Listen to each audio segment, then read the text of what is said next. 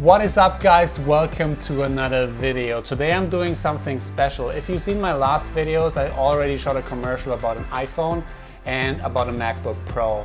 So in this video I thought, why not combine those two? And what I did is I shot a commercial about a MacBook on my iPhone 11. And this is how it turned out.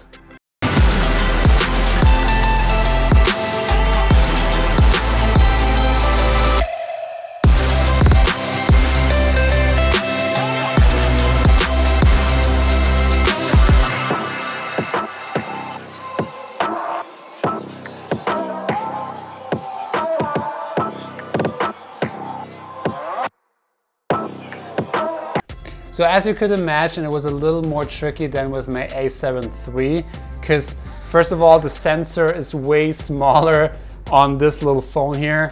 And it makes the challenge harder because you have to get the lighting right and you can't really punch in, you can't really get, because this only has two lenses. It only has the wide angle lens and the standard lens, which I think is a 24.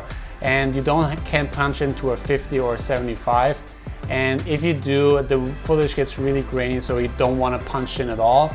So you've got to be creative with those shots. And I also got, as in my last videos, I went for like a dark lighting style. So you really want to get the lighting right, that you don't get any grain in the footage. So the other thing about this shoot is I didn't have any accessories for my phone. So I don't have any lenses, I don't have a gimbal for my phone.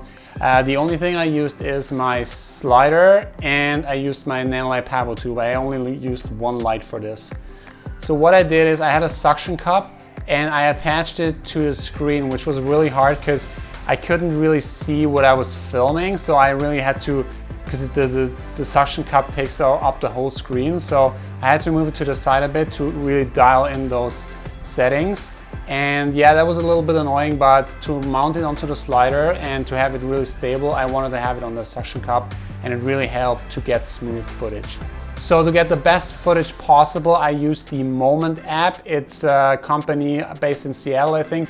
And you can really dial in those settings that you want. You can change the ISO, you can change the shutter speed, and you can also get a flatter profile, because if you just use the camera app from iPhone, it doesn't give you like any profile settings. So I basically choose the log image to give me more space in post to color it how I want it.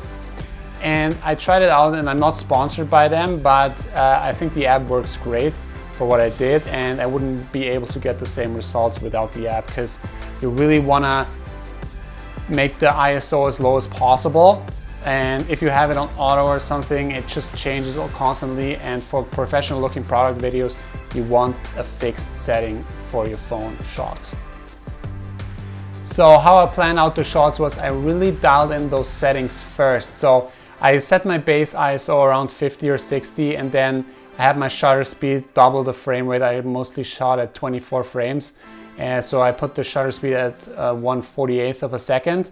And then I adjusted the white balance. I like the style to make it a little bluer, because I mean the metal looks great when it's a little bluer. And then also the focus was really crucial, because I just love that you can do manual focus in the Moment app. So I set the focus and then I lit my shots from there.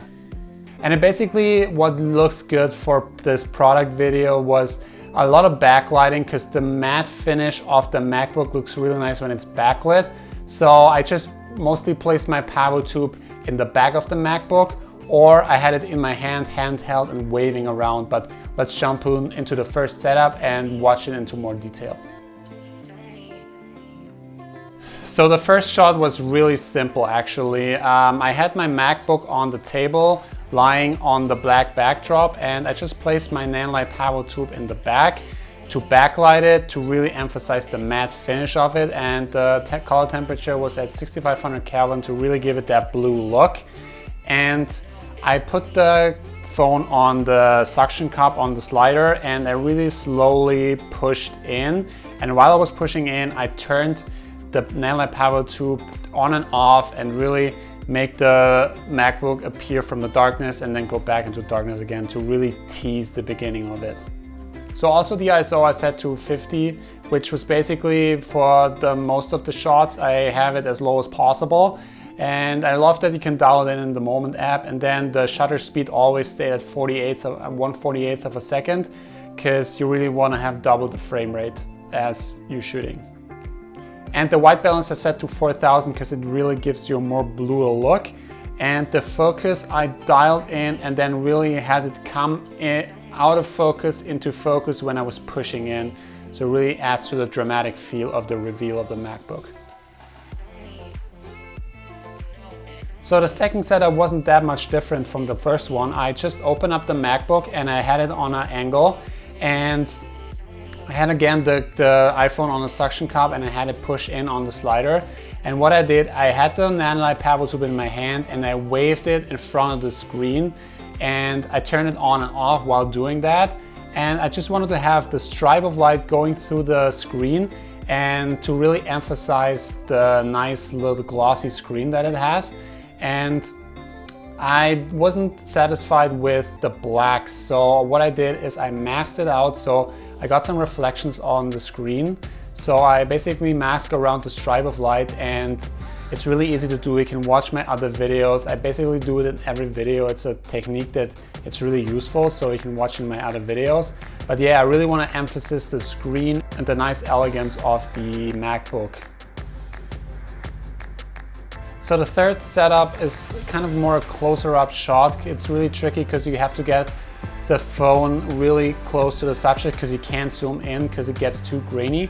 And I just wanted to show off the logo. So I had the phone right where the logo is, and I put my MacBook on a little thing I found in my kitchen. I used it in some other videos. It's called the Lazy Susan. It's basically a rotating food plate. So I just put it on there and I just rotating the MacBook around the phone, and I just want to give like a nice movement from right to left and just emphasize the logo, and just the back, the nanolite power tube just in the back again to a nice little backlight and to highlight the metal of the MacBook. So the next setup wasn't that different from the other one. I just had my MacBook on the Lazy Susan again. I opened it up. I had the nanolite power tube in the back, and I turned it on and off while I was rotating it. And I just wanted to give a nice little highlight on the logo again, just from a different angle, and it just looks great with some movement in the shot. So the problem when shooting on your phone is you can't really punch in, so you're stuck with the one focal length that your phone has. I mean, I have the wide angle, but it's just too wide for product shots. So I tried out a lot of different things that didn't work out. But for this next shot, what I did is I wanted to bring a little color in. So I put my nanolite power tube on the RGB setting, and I put it in the back again. And I wanted to show off the screen. So I throw on a screensaver from YouTube, and I just punched into the screen. And what I did in post is I rotated it a bit, and it just shows off like the colorfulness of the screen, and I think it really looks great to add a little contrast with some colors on it.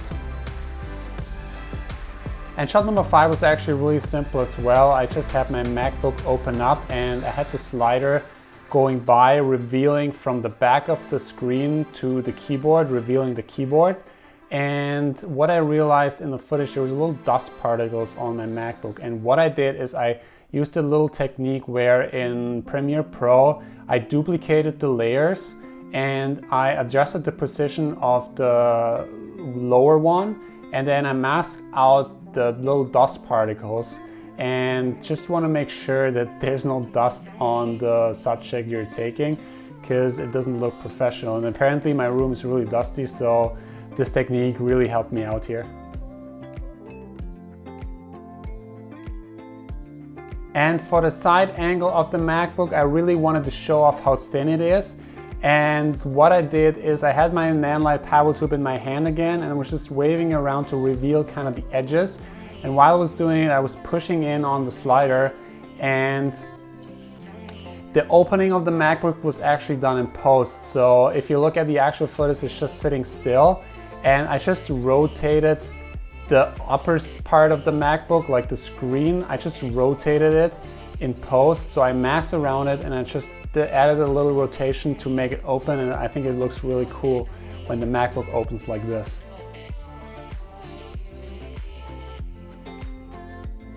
The challenge of this shot was to get the focus right. So I really had to use the manual focus of this, and I couldn't get too close to these keys because there's a minimal focal distance, and I had the phone right above the MacBook, and it was just simple lighting. I just used the actual lights of the keyboards, and I just had the slider going from left to right, and in post I added a little rotation that looks cool. And I started off in complete darkness, and then I just touched the keys that it illuminates from the darkness to give it a little bit more interest to the footage.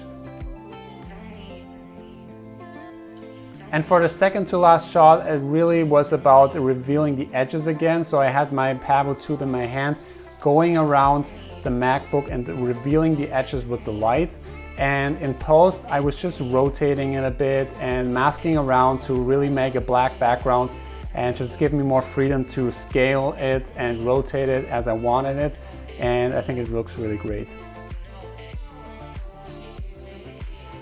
So the last shot was a still shot as well with a little movement of light. So I rotated the light tube a little bit to give it a little more interest.